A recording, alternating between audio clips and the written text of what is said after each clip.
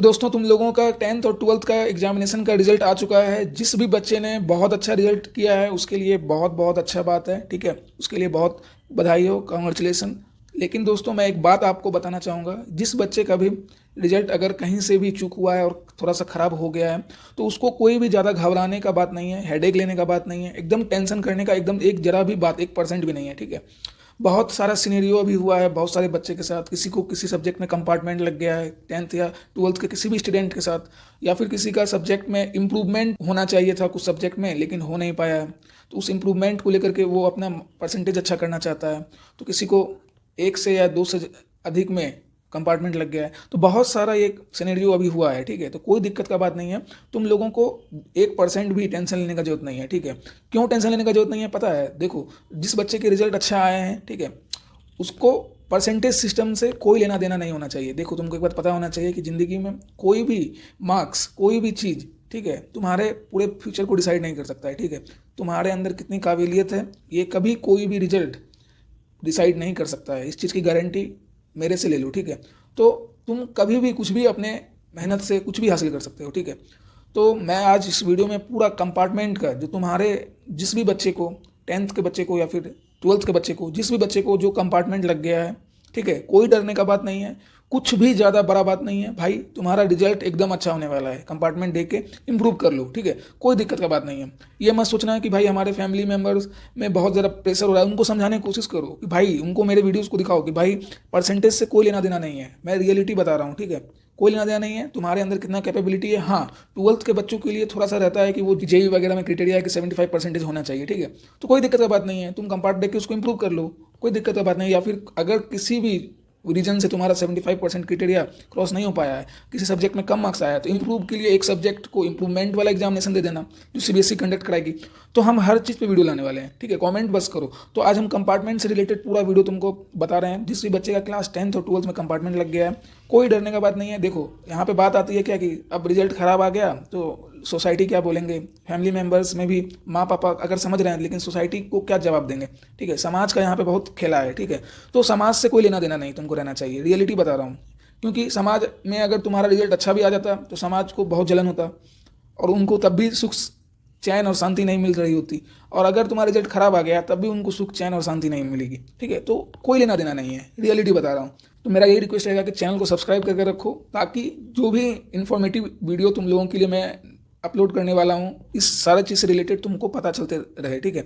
तो चलते हैं हम लोग डायरेक्ट बताते हैं तुमको। देखो, सबसे पहले बात जान लो कि ये जो कंपार्टमेंट एग्जामिनेशन है इसी को अब हम लोग सप्लीमेंट्री एग्जामिनेशन कहते हैं, ठीक है। सीबीएसई में तुम्हारा सप्ली किसी पेपर का अगर लगा है तो तुमको ये वीडियो जरूर देखना चाहिए, ठीक है। कैसे क्या सब चीज़ इसमें प्रोसीजर होता है, हर चीज़ बता रहे हैं, ठीक है। तो देखो बाबू, अब तुमको बताते हैं क्या करना है। एलिजिबिलिटी क्राइटेरिया तुम्हारा क्या रहेगा? एलिजिबिलिटी क्राइटेरिया देखो क्या है कि जिस भी बच्चे का एक सब्जेक्ट या 2 सब्जेक्ट में ज़्यादा मतलब उनका क्रॉस लग गया या फिर फेल्ड हो गए या फिर कंपार्ट लग गया है तो उनको ये एग्जामिनेशन देना है, ठीक है। अगर एक सब्जेक्ट में कंपार्टमेंट लगा है या फिर एक से ज़्यादा में लगा है तो तुम्हें एग्जामिनेशन देने के लिए तुमको सेकंड अपॉर्चुनिटी सीबीएसई देती है, जो कि तुमको नहीं छोड़ना है, एकदम एग्जाम दे करके अपना क्लियर कर लेना है। कोई दिक्कत, कोई घबराने का बात नहीं है। अब दूसरा चीज़, एग्जामिनेशन कब होंगे? तो एग्जामिनेशन का टाइमिंग दोस्तों रहता है तुम्हारा जुलाई में, ठीक है। जुलाई में तुम्हारा एग्जामिनेशन होगा, ठीक है।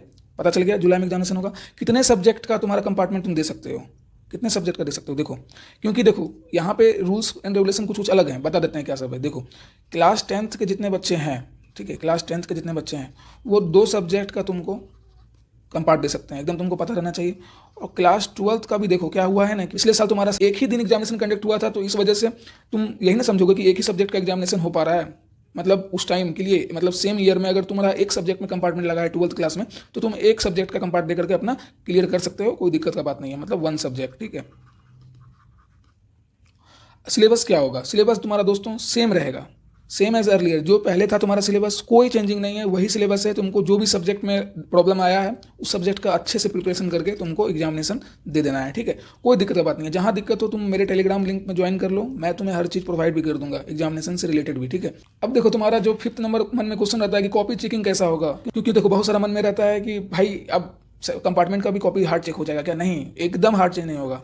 एकदम ईजी वे में तुम्हारा लिबरल चेकिंग होगा, एकदम याद रखना, एकदम लिबरल चेकिंग हो रहा है, पता तुमको समझ में आ गया ना, एकदम पूरा पूरी लिबरल चेकिंग हो रहा है, बहुत ही ज़्यादा तुम्हारा एकदम, ताकि सीबीएसई भी चाहती है ना कि जो कंपार्ट दे रहे हैं उनका रिजल्ट अच्छा आ जाए, एकदम कोई दिक्कत का बात नहीं है। और सबसे बड़ी बात कि क्वेश्चन पेपर कैसे आएंगे, तो वही बता दिया, सिलेबस जो तुम्हारा सेम था, ईजी क्वेश्चन पेपर आएंगे एज कम्पेरेबल टू तुम्हारा जो बोर्ड तुमने देखे आया है अभी, उनसे भी ईजी पेपर हो सकता है तुम्हारा कंपार्ट का, एकदम ध्यान में रखो। एग्जामिनेशन फी कितना लगेगा बाबू, एग्जामिनेशन फी अब तुम्हारा कितना लगता है, 300 रुपीज़, 300 रुपीज़ तुम्हारा पर सब्जेक्ट लगेगा। पिछले साल तो यही लगा था, ठीक है। प्रोसेस कहाँ से होगा, प्रोसेस कैसे क्या करेंगे, बहुत सारे मन में कन्फ्यूजन रहता है। तो प्रोसेस तुम्हारा दोस्तों ऑनलाइन रहेगा, मैं तुम्हें लास्ट स्टेप में पूरा चीज़ प्रोवाइड कर दूंगा कैसे क्या करना है, ठीक है, देख लेना। तो तुम्हारा नेक्स्ट क्वेश्चन दिमाग में क्या रहता है कि कितने चांसेस मिलेंगे, ठीक है। तो कितने चांसेस में, देखो यहाँ पे कन्फ्यूजन बहुत ज़्यादा रहता है कि भाई हम इस साल दें अब सप्लीमेंट के अगले साल दें, लेकिन ऐसा नहीं होना चाहिए। तुम्हारा मेन फोकस रहना चाहिए कि भाई अगर सप्ली हमको लगा है तो इसी साल हम क्लियर कर लें, इसी साल अपने साल को बर्बाद ना करके अपने सप्ली को क्लियर कर लें, ठीक है। तो जुलाई के जो एग्जामिनेशन होंगे सप्ली के, उसी में तुम लोग ट्राई करना, पूरा एकदम बहुत ईजी रहता है दोस्तों, कोई घबराने का बात नहीं, तुम सप्ली अपना दे के निकाल सकते हो, ठीक है। तो जुलाई में तुमको 2024 में एक चांस मिलेगा जो कि तुमको private candidate, as a private candidate तुम्हारा रिकॉग्नाइज कर देगा, नाम करके प्राइवेट कैंडिडेट नाम करके तुम्हारे सीबीएसई के साइट पे एक ऑप्शन रहेगा, उस पर जाकर तुमको अपना रजिस्ट्रेशन करना है, जिस भी सब्जेक्ट का है सब्जेक्ट चूज करना है, सारा डॉक्यूमेंट फिल करके, फोटो दे करके, सिग्नेचर करके, सबमिट करके अपना पेमेंट भी देना होगा, क्योंकि अगर तुम पेमेंट नहीं दोगे, ठीक है, तो तुम्हारा वो फॉर्म रिकॉग्नाइज नहीं होगा। पेमेंट तुमको करना ही है, पेमेंट करके उसको प्रिंट आउट कर लेना है, ठीक है। अब देखो सेकंड चांस तुम्हारा कब मिलेगा, सेकंड चांस मिलेगा तुम्हारा नेक्स्ट साल, जब तुम्हारे जूनियर बैच एग्जाम दे रहे होंगे, तो उसके साथ साथ तुमको एज ए प्राइवेट कैंडिडेट तुमको एग्जामिनेशन देना है सप्ली का, ताकि तुम्हारा, ठीक है, बहुत अच्छे से उनके साथ भी तुम दे सकते हो, अगर 2 से 3 सब्जेक्ट का तुम्हारा लगा हुआ है तो, ठीक है, समझ में आ रहा है ना।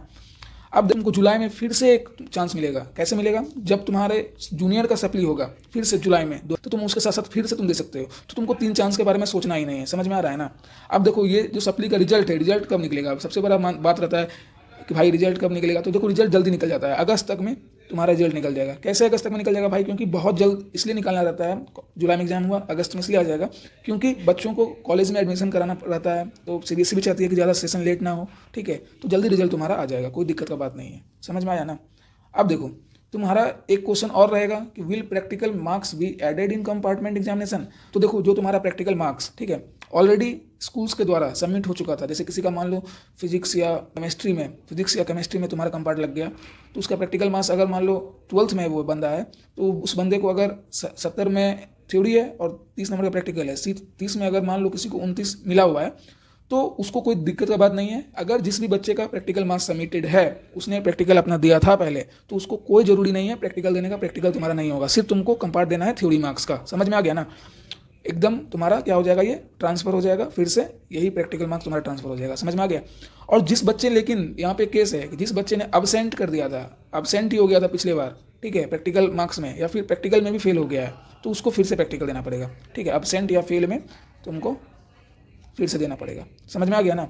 अब देखो तुम्हारा जो प्रोसीड्यूर है सीबीएसई कंपार्टमेंट में कैसे अप्लाई करना है, तो सबसे पहले जाकर के तुम सीबीएसई के वेबसाइट पर विजिट कर लो, फिर विजिट करने के बाद तुमको सर्च करना है, क्लिक करना है कि CBSE compartment examination 2। Second step के बाद तुम्हारा होगा before completing the application form kindly review the guidelines and eligibility requirement. जो भी तुम्हारा एलिजिबिलिटी रिक्वायरमेंट है मैंने अभी ऑलरेडी बता दिया तुमको, कोई घबराने का बात नहीं है, ठीक है, वही सब है तुम्हारा।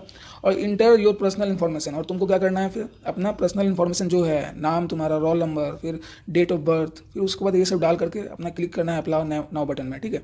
फिर तुमको चूज करना है सब्जेक्ट, जो तुम्हारा सब्जेक्ट है कंपार्टमेंट का, समझ में आ गया ना। फिर तुमको अपना अपलोड करना है जितना भी नेसेसरी पेपर वर्क है, जैसे कि जो नॉर्मल बोर्ड एग्जामिनेशन में तुम्हारा होता है, ठीक है, जैसे कि स्कोर रिपोर्ट, फिर उसका करंट पासपोर्ट साइज फोटो, वो सब वगैरह जो मैंने तुमको ऑलरेडी बता दिया। फिर ऑनलाइन पेमेंट एकदम मैंडेटरी फीस है तुम्हारा, जो भी फीस लगेगा 300 400, ठीक है, तुमको वहाँ पे एकदम फी पेमेंट करोगे तभी तुम्हारा वो एप्लीकेशन रजिस्टर्ड होगा, एकदम गारंटी रखना भाई। ये मत सोचना कि फॉर्म फिलअप कर दिया तो मेरा एप्लीकेशन रजिस्टर्ड हो गया, नहीं, पेमेंट तुमको करना है, फिर उसके बाद तुम्हारा वो सबमिट हो जाएगा, फिर उसका वेरीफाई करके फिर से एक बार वेरिफिकेशन करने के लिए बोलेगा तुमको, एक बार वेरिफिकेशन करके फिर तुम सबमिट बटन पे क्लिक कर दोगे तो तुम्हारा वो सबमिट हो जाएगा फॉर्म, ठीक है। और वो जो पेमेंट रिसिप्ट है तुमको, वो पेमेंट रिसिप्ट तुम फर्दर यूज़ के लिए तुम उसको प्रिंट आउट करके निकाल सकते हो, ठीक है। यही सारा तुम्हारा था इंपॉर्टेंट गाइडलाइन जो कि कंपार्टमेंट के फॉर्म फिलिंग करने टाइम तुमको हेल्प आउट करेगा, ठीक है, समझ में आ गया ना। कोई दिक्कत का बात नहीं है, एकदम बहुत ईजी है, कोई घबराने का बात नहीं है। जो हो गया रिजल्ट तो अब दोस्तों आ गया ना, रिजल्ट आ गया, ज़्यादा सोचने का जरूरत नहीं है, ठीक है। खुश रहो, कोई दिक्कत का बात नहीं है, तुम हर चीज़ कर सकते हो अपने जीवन में, गारंटी के साथ दे रहा हूँ। जहाँ भी कोई भी सजेशन चाहिए, कुछ भी पूछना है, साहिल भैया is always there for you, तुम हमसे डायरेक्ट बोल सकते हो, ठीक है। टेलीग्राम लिंक ज्वाइन करो, चैनल को सब्सक्राइब कर लो ताकि फर्दर जो भी अपडेट है। और एक चीज़ तुमको यहाँ पे बताना चाहते हैं कि जो बच्चे का मतलब बहुत ही ज़्यादा खराब हो गया है और ज़्यादा वेट नहीं करना चाहता है, तो उसके पास एक और ऑप्शन है NIOS, ठीक है, NIOS, national institute of open schooling. ये तुम्हारा एग्जामिनेशन कंडक्ट कराती है जून, जुलाई, अगस्त, सितंबर, 4 महीने तुमको टाइम रहेगा। जिस भी महीने में तुम एग्जामिनेशन दे दो, तुम्हारा क्या होता है इसमें ना कि अगर मान लो तुम्हारा 2 सब्जेक्ट 3 सब्जेक्ट में खराब नंबर आ गया, ठीक है, तो बाद बाकी जो भी सब्जेक्ट में तुमको अच्छा आया है वो सारा मार्क्स तुमको उसमें ट्रांसफर हो जाएगा, ठीक है। और जो एग्जामिनेशन खराब गया है उसको तुम फिर से दे सकते हो उस पेपर को, और ये पेपर हर डिस्ट्रिक्ट के केंद्र विद्यालय में तुमको सेंटर पड़ेगा, वहाँ जाके देना पड़ेगा। लेकिन उसके साथ साथ तुमको प्रैक्टिकल एग्जामिनेशन भी उसमें देना पड़ता है, ठीक है। अच्छे से जानना चाहते हो इस NIOS के बारे में पूरा डिटेल वीडियो, तो तुम कमेंट करो, तुरंत हम इस पर भी वीडियो तुम्हारे लिए ला देंगे, ठीक है। पूरा कन्फ्यूजन तुम्हारा दूर कर देंगे। समझ में आ गया ना?